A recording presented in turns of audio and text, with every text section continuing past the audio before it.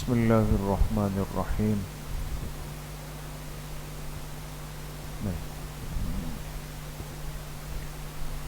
نحمده ونصلي ونسلم على رسوله الكريم.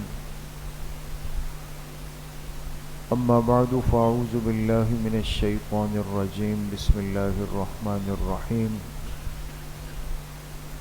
اللہ خالق كل شيء وهو على كل شيء وكيل.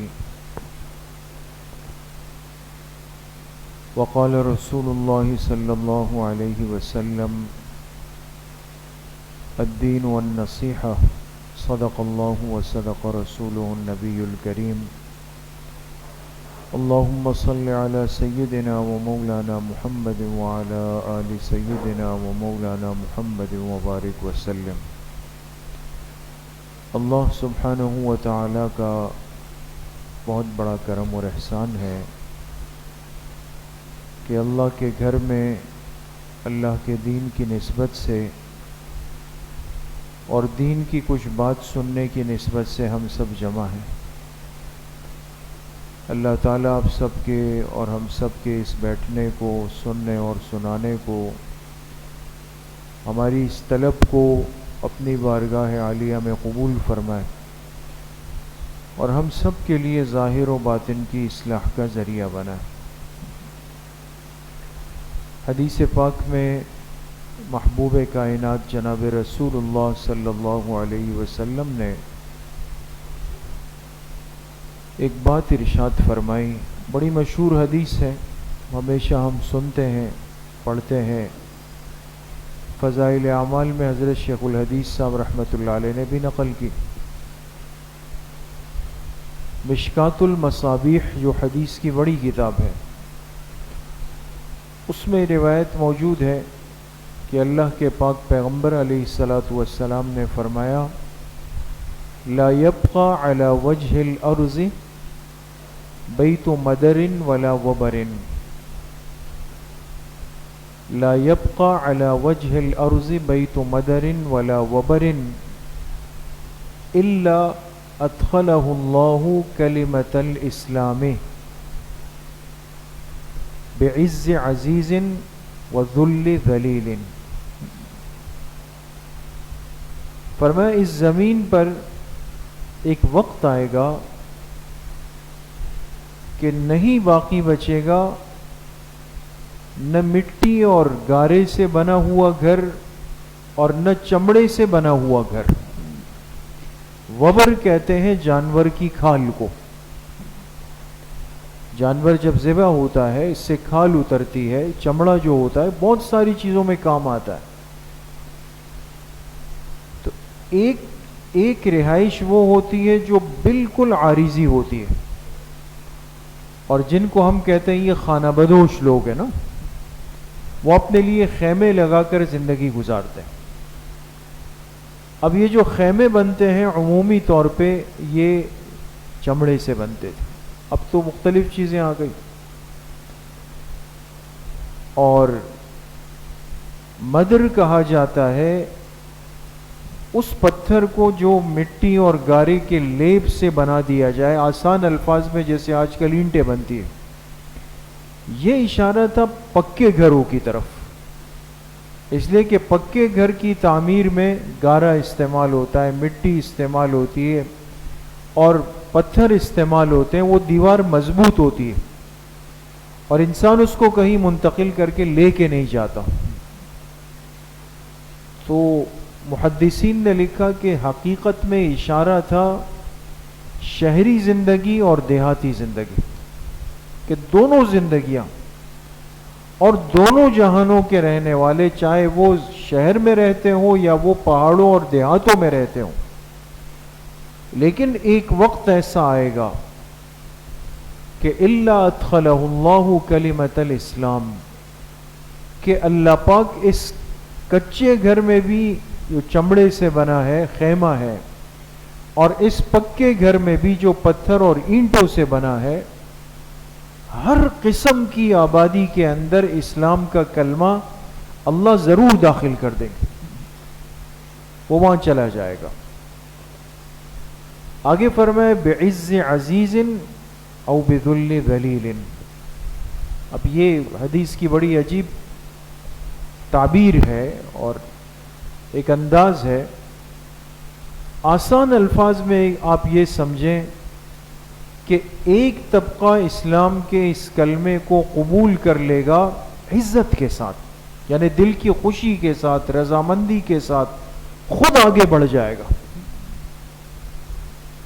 اس کو تھوڑی سی دعوت دی جائے گی، اس کو تھوڑی سی توجہ دلائی جائے گی، لیکن اس کی سمجھ میں بات آ جائے گی تو وہ پیچھے نہیں رہے گا، وہ فوراً اپنے آپ کو پیش کر دے گا. یہ عزت والا بندہ ہو، اس کے پاس بھی دین چلا جائے گا. دوسرا ایک بندہ وہ ہوگا کہ جو دین سے تنفر کر کے، بدعت کر، اپنے آپ کو بچا کر ایک زندگی گزار رہا ہوگا. نعوذ باللہ وہ دین کی پرواہ نہیں کرے گا. بات دماغ میں آ گئی، سمجھ بھی گیا کہ حق یہی ہے، خیر یہی ہے، ہدایت یہی ہے، لیکن دور بھاگ رہا ہوگا. کیوں؟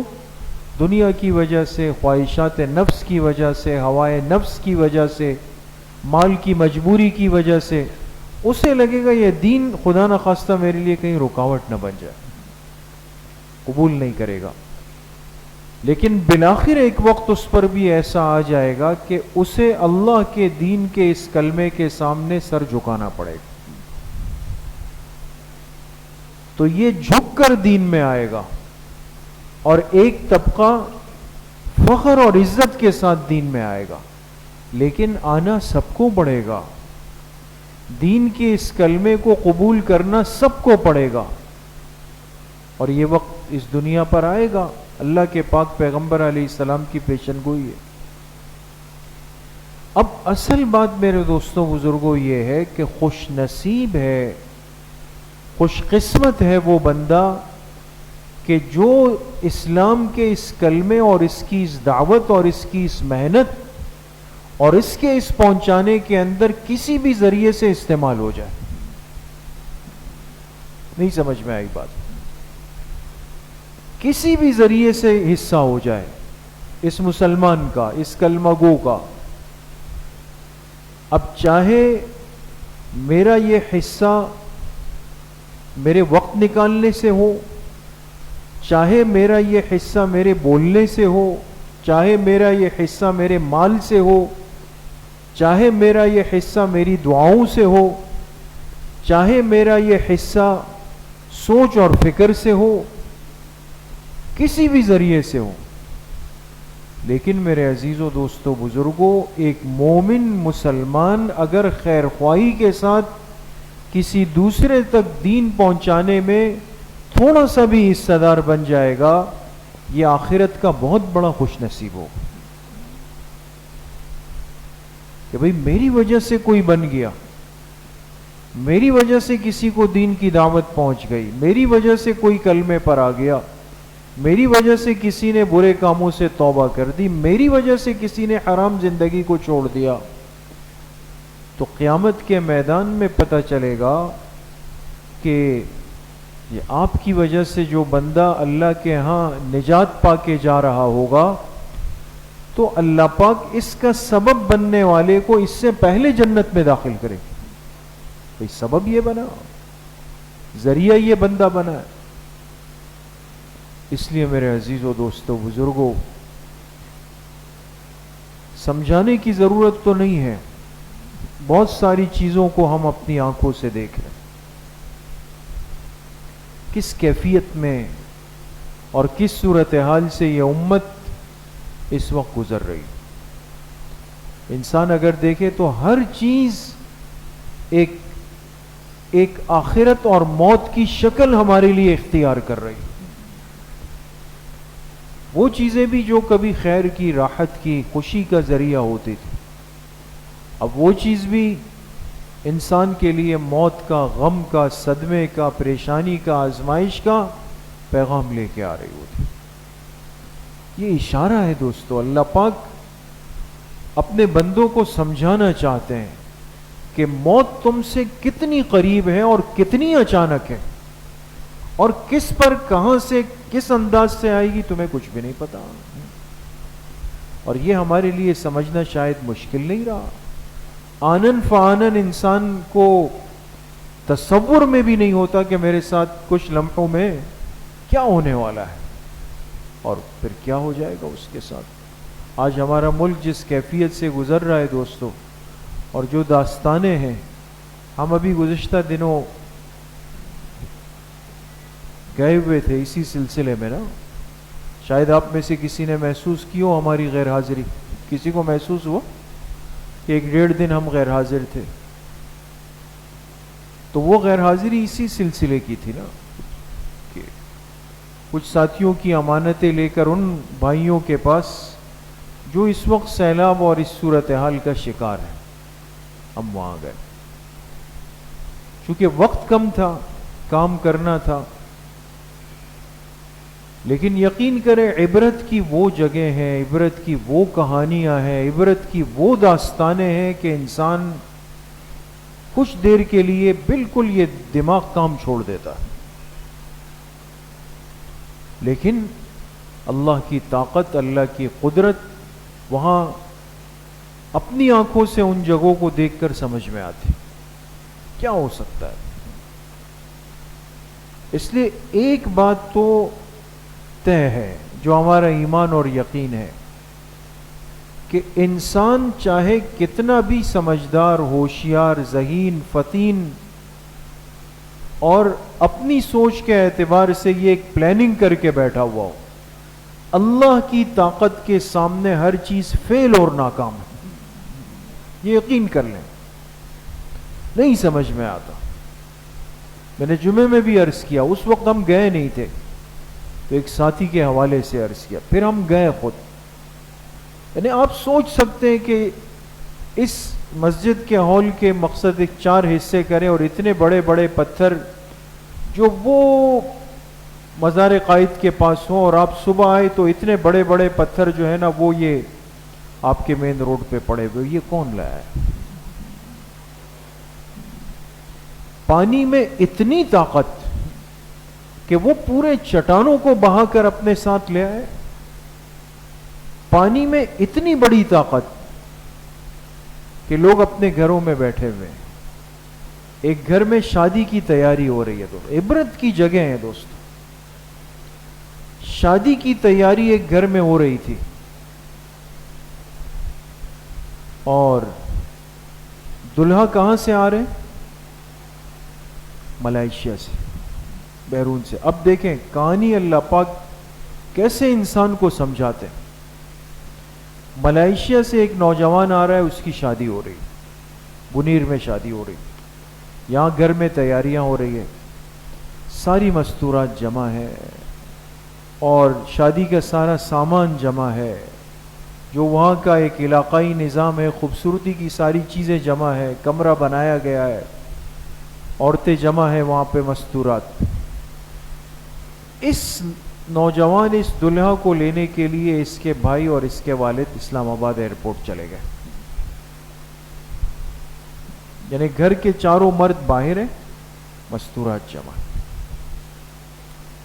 اس دلہا نے اسلام آباد ایئرپورٹ پہ اترنا تھا، جہاز نے لینڈ کرنا تھا، اللہ کی شان اس سے 6 گھنٹہ جہاز تاخیر کا شکار ہوا، فلائٹ لیٹ ہو گئی۔ اب اس تاخیر کو آج کل کی اصطلاح میں ہم ایک مصیبت اور پریشانی کہتے ہیں کہ بھئی فلائٹ لیٹ ہو گئی میری، لیکن یہاں دیکھیں کیا ہوا۔ اگر یہ فلائٹ وقت پر آتی دوستو تو یہ دلہا اور یہ باقی گھر کے 3 افراد بھی شاید آج دنیا میں نہیں ہوتے۔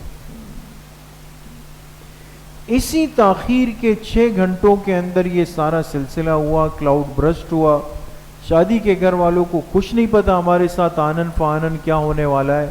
وہاں سے جو پانی پھٹا اور ایک دم آیا تو 24 کی 24 مستورات کو لے گیا، ختم۔ وہ سامان ٹکڑوں کی شکل میں، پرزوں کی شکل میں وہاں چٹانوں میں اور پتھروں میں پھنسا ہوا تھا دوست، وہ کر چلا گیا۔ دلہا وہاں سوگواروں میں بیٹھا ہوا، ہم نے بھی جا کے دعا کی وہاں پر ان کے ساتھ۔ سوال یہ ہے کہ وہ کون سی طاقت تھی کہ جس نے ان کو مؤخر کیا؟ کون سی ذات تھی کہ جس نے ان مردوں کو اس گاؤں سے باہر بھیجا؟ وہ کون سی طاقت تھی جس نے بادل کے پانی کو ایک دم زمین کے اوپر برسا دیا، آنن فانن سب کچھ چلا گیا۔ اس لیے میرے دوستو بزرگوں، اللہ کی طاقت سے کوئی مقابلہ نہیں ہو سکتا۔ دوسری بات یہ ہے، کس وقت انسان کے ساتھ کیا ہو سکتا ہے، لمحوں میں۔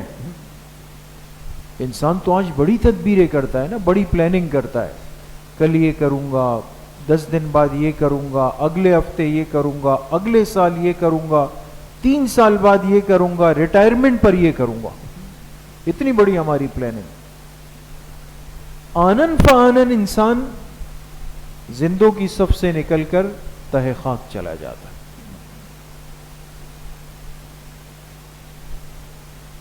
تیسری بات دوستو، یہ اس بات کا ایک کھلا سبق ہے کہ ایک مسلمان ہر وقت اپنی آخرت کے لیے تیار رہے۔ میری موت کب آئے گی کچھ نہیں پتا، اسی لیے جو ہمیں ہماری موت کا، قیامت کا وقت نہیں بتایا گیا نا، اس کی وجہ یہ کہ یہ بندہ اپنی اجل کے لیے تیار رہے۔ حاسبوا قبل ان تحاسبوا، حدیث پاک میں فرمایا، اس محاسبے کے آنے سے پہلے اپنی تیاری کر لو، اپنا حساب کتاب تیار کر لو، اس لیے کہ تمہیں نہیں پتا کس وقت کیا ہونے والا۔